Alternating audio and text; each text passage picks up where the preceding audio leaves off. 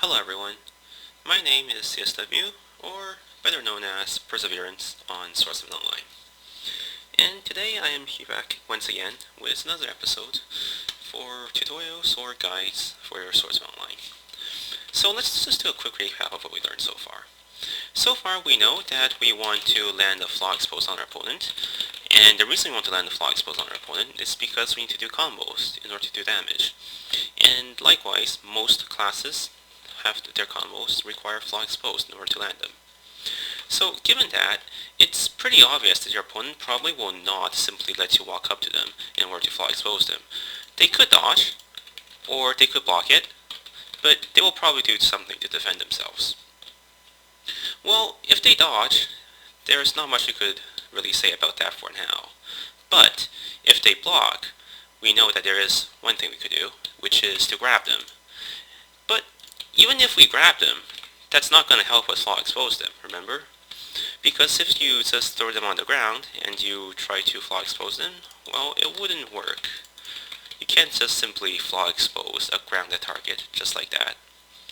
Or a prone target, rather. But there is something we could do that would actually directly counter block. Not in the way a grab counters block, but a hard counter to block, and that is known as block break. Some skills might not say it directly. For example, Shadow Step says the first 3 strike cannot be blocked, whereas for Sun and Moon, it might actually not even say. But just know that there are some skills that block breaks your opponent, and what I mean by block break is I will just demonstrate that.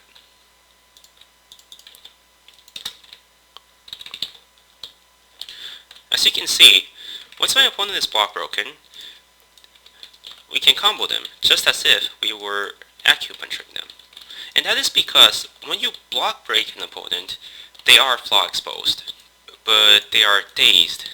They have the dazed flaw exposed status effect, rather than the acupuncture flaw exposed status effect. So let's look at it again. And we can see this is very similar to the daze animation of the dazed flaw exposed. So what this means is, if your opponent is blocking and you want to flaw expose them, don't acupuncture them because they'll block it. Instead, use a block break on them, and you will actually flaw expose them by virtue of them blocking. So that's why block break is pretty much a hard counter to blocking, and not in the way a grab counters block. And of course, the obvious way to not get block broken is to simply stop blocking, because if they're not blocking, it's not going to flaw expose them.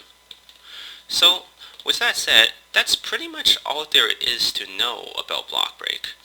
It's a pretty simple concept, but it's not obvious that the skill block breaks. You just have to learn from experience that the skill block breaks. So sorry that this is a pretty short video, but I mean, as you can see, it's a pretty simple concept. If they are blocking, just block break them. Don't acupuncture them.